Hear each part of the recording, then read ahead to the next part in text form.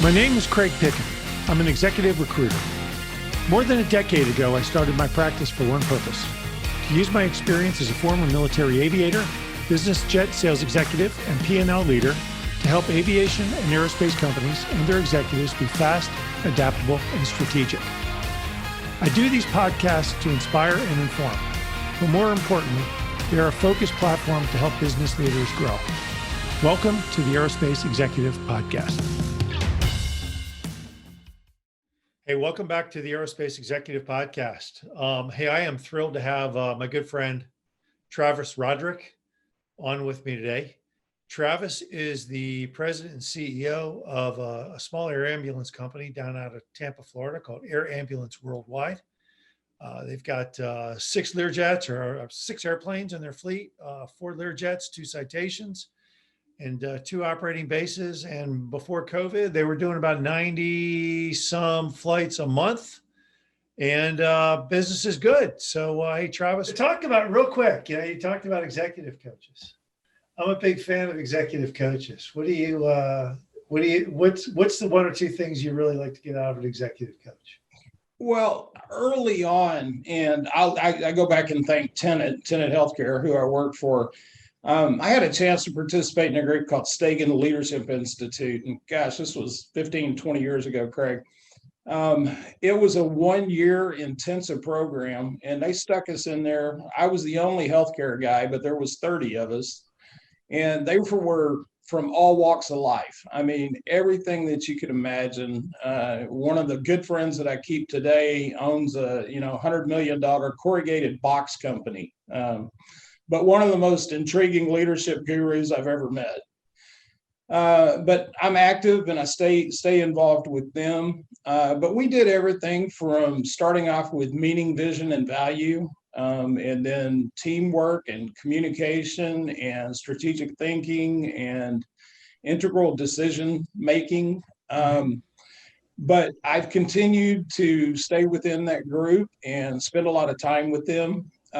One of the advantages of the current company, Air Ambulance Worldwide, is one of the smaller investors is actually I think he's president of the American Speakers Bureau. He's a published author, definitely a leadership guy. And so they assigned him as my executive coach. And then also our chief operation officer utilizes him. And then he brings us together and has helped us learn to work better together. So, I've been blessed with great opportunities and really unique opportunities to learn from some of the best. I read a lot. I've got probably 100 books on the shelf over here in the office. And I break them out all the time, for new thoughts, new ideas, or just refreshment on the old staples of how to run a good company. That's a great idea. Yeah, no, look, I always tell that I mentor some kids, some college kids at the local university. And the first thing I tell them is, ditch all your loser friends and go find some winners and go find people who can really coach you in life. Well, I appreciate that. And I appreciate what you've done for me. We've become friends over the last several months, and you know this industry as well as anybody. So you've been a great advocate and then a great friend. It's been a great ride. It's been a fun ride for sure. But so Air Ambulance Worldwide, based in Tampa, Florida, you've got 6 airplanes, and obviously COVID has kind of hit the industry, everybody in the industry, a little bit hard. But you guys are muddling through it. What's the plan for what's been the biggest challenge you've had coming into an industry you really were not familiar with, and then getting hit by COVID? What are you taking out of that? Well, I think anytime you enter into a new organization, it takes a little time to get the cadence down and to build trust and camaraderie with the team. I won't lie to you, the first couple of months, they look at me and go, this guy's from healthcare and hospitals. What does he know? What the heck does he know? But we've had a good opportunity to work together. And at the end of the day, it just really, everything that I've done and been fortunate to be a part of, it came down to great people, a quality product or service, making sure that people were aligned on the same vision, and then just tactical execution. And So we really focused a lot on that. But again, I had the advantage of, I would say that learning plan that the equity team put in place was probably as vigorous as my master's degree. I can imagine. So when I was a naval aviator, if an Air Force guy showed up, the immediate response was, "You're not one of us." Um, was that how you were welcomed in the hangars of Air Ambulance Worldwide? They're a pretty welcoming group, pretty laid back. It's a pretty fun culture. But I will tell you, the immediate needs that I saw were along medical processes, procedures. We made some changes in medical direction and we needed some new medical equipment. So I buried myself in that project. So I felt comfortable with something I'd done before. You've got a good team though. Were you comfortable? Just, were they comfortable with you coming in saying, "I'm the new boss"? And there's a lot of trust there. Yeah, there is. You don't know what you don't know. They're looking at you going, "This guy doesn't know a whole lot." There's a lot of trust. There is, Craig. We kind of handled the transition a little bit differently than I had in the past. I had the benefit, the founder of the company, Mark Jones, 12 years ago, and he's still vice president. But when I came in, I served in the kind of a chief operation officer role, which was still a big step for people that didn't trust me, didn't know me. But I had the benefit of working side by side with him for 6 months. And then he made a soft exit. And then finally, he decided that he was going to step down from day-to-day operations in July of 2019. So I had the benefit of learning from the guy that built the business. We certainly have different styles. I learned a lot from him. I think he took a few things from me, and I think overall it's benefited the organization well. What did you feel like you're running hospitals is no easy feat either? What did you bring over to the industry from the hospital industry? Where did you feel like aviation was really different, lacking the most? There's a couple of things. I would say, first of all, specifically for our organization, they've always been kind of a front runner, even though they're a middle to low high volume operator in air ambulance. They've always had a relatively heavy focus on the travel insurance, travel assist business. There was a wide open market share for both international and domestic medical tourism. And I think my relationships and experiences, both with working with hospitals, of course, but managed care companies, has offered us an opportunity that didn't prior exist in this particular organization. Don't get me wrong, it's been challenging during COVID. Hospitals and managed care guys have had a whole lot more to do than talk to some guy trying to sell them a plane. So no doubt. The other thing I think that is a tremendous opportunity for the industry is, if you go back to the advent of Medicare in hospitals in 1965, the system was really set up to reward hospitals that provided high quality, high safety, good clinical outcomes, and good customer service. And I would say the hospital industry specifically has done a good job in developing methodologies and being able to track those results because they got paid for it. If you weren't putting out, A+ or A- results, then you didn't get paid like an A+ provider. And I think the aviation industry overall does a great job, but I think there's opportunity to get a little more sophisticated in our methods, and certainly in results reporting on quality and safety. By virtue of the progression in the aviation industry, we're doing a great job. The industry overall is doing a great job, and it's a safe industry. But, at the end of the day, we're flying lives and we're taking care of people on a daily basis. So there's always room for improvement. Yeah. What's scary? Look, it's a competitive industry. I mean, air ambulance it's competitive. It's hard to make money. What are the biggest challenges you face, day in, day out, trying to make it all come together? Well, COVID as we all know, it's certainly thrown a wrench in everything. Travel's reduced, and a lot of our businesses travel. And if people aren't away from home, they're not necessarily in need of our services. In the early outset of COVID, there were some unique opportunities to move people about because of the crowding in different hospitals and different communities, and lack of ventilators and lack of ICU beds. But I think the industry itself has done well. There's going to be some folks that go by the wayside, but as the aging of the population continues, as people like to travel, there's always going to be a market for air ambulance and getting people back home to better care. And a lot of people travel to the Caribbean, and they just don't have the same resources that we have here in the great United States. Yeah, to the airplanes. I mean, obviously airplanes are machines, complex machines, and They are, and then you stack then you stack an ICU inside of it, and it makes it even more challenging. Yeah, how do you keep growing it? I mean, at the end of it, how do you keep driving it forward? Well, we went from 85, 95 flights a month in January, February, March, to when the world shut down, we were doing 25, 30, April, May, June, July, and fortunate to have those. But I got a pretty creative team. I mean, they've talked to a lot of sports franchises. They've talked to some college franchises about moving athletes around.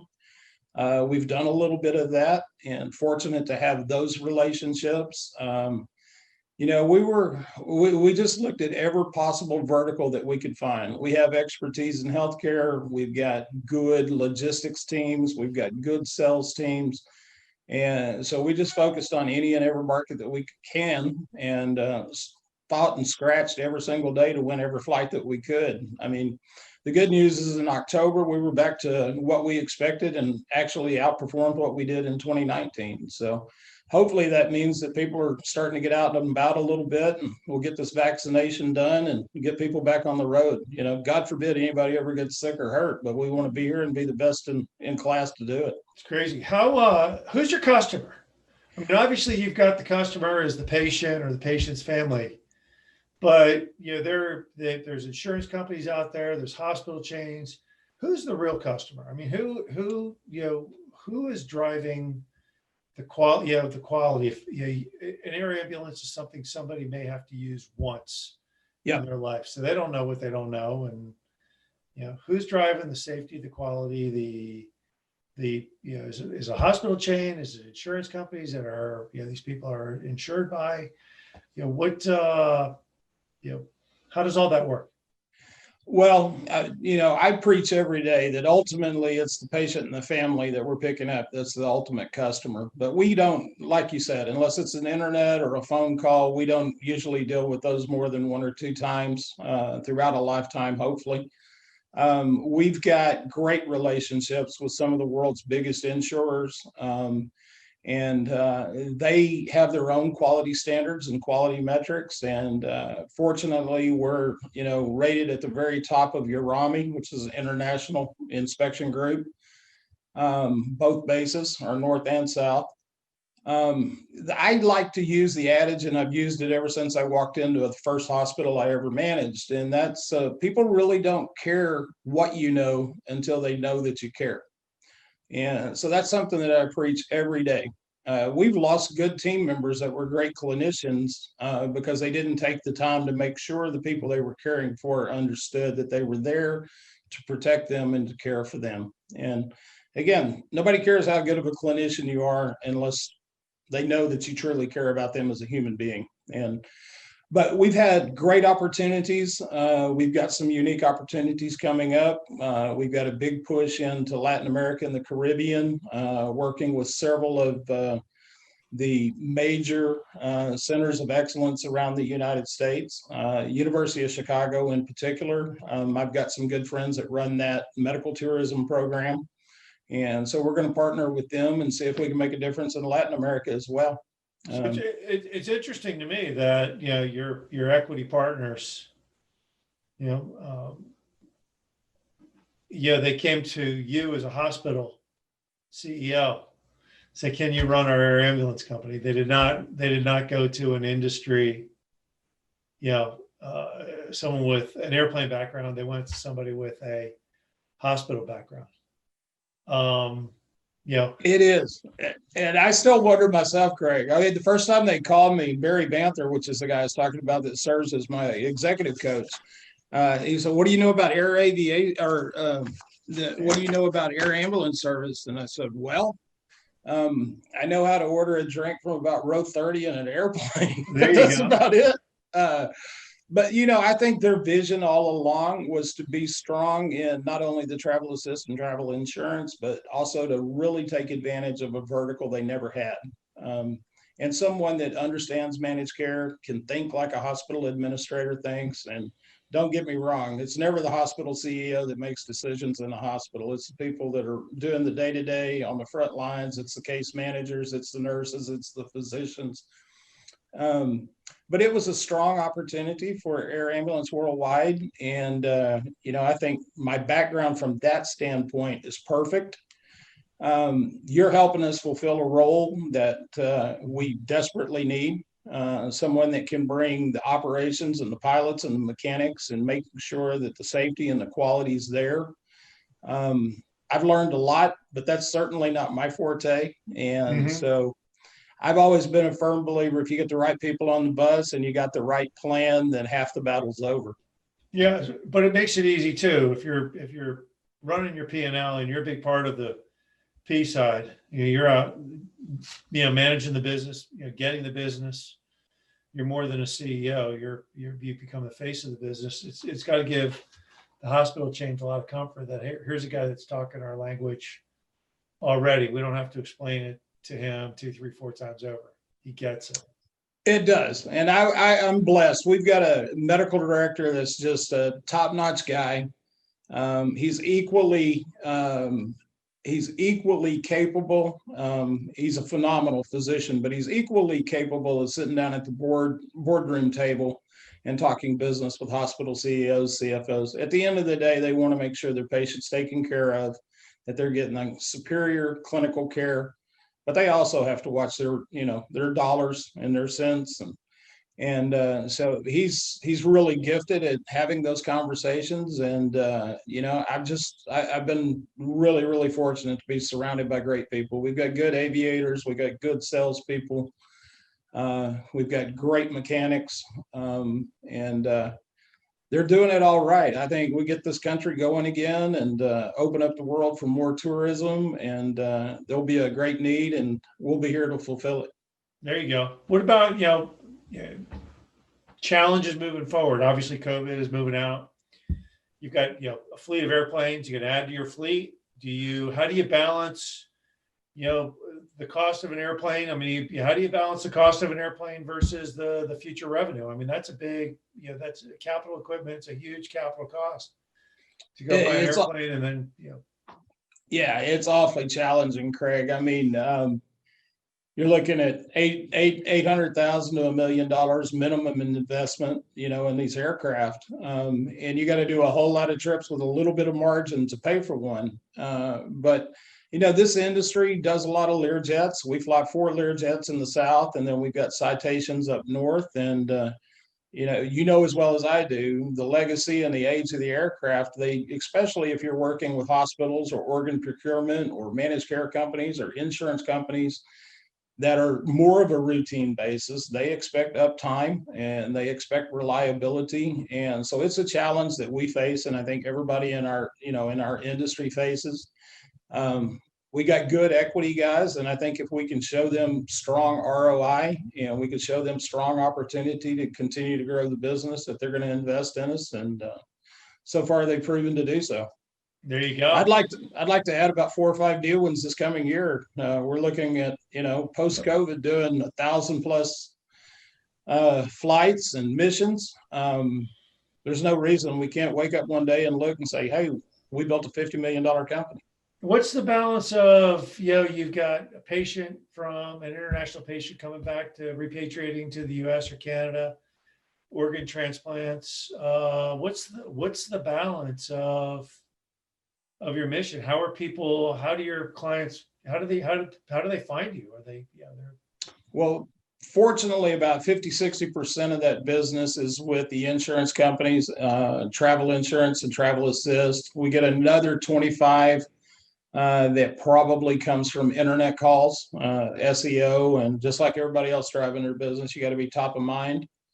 The new business, and I think our future growth is going to be 100% focused on, don't get me wrong, we're going to maintain and build upon those relationships. We're a provider with RBC. We've got some really, really strong industry known wide friends. But that new business is exactly what you said. It's going to come from managed care organizations, third-party administrators, large employers, and hospital systems and centers of excellence. I had a bunch of them teed up, and then the whole world shut down, and they said, hey, we got to go focus on this line of people outside trying to get tested, so let's put this on hold. Yeah. But just like you and I are doing, we've learned to do a lot of this virtually. I'm still a face-to-face guy. I'd rather sit in the boardroom and talk to them, but hey, we'll take it where we can get it. But here's the scary thing, Travis, is that, vaccine's coming, in a week, it's going to start getting distributed to, first responders, healthcare providers. And then, by April, May, I'll say the vast majority of the population that wants it will have the opportunity to get it. And then the floodgates open up. My wife is already telling me, hey, we've got $4,000 worth of airline tickets on credit at American. Where are we going? Where are we going? And that's literally what's going to happen. I think the world is going to open up crazy for leisure travel starting about summer.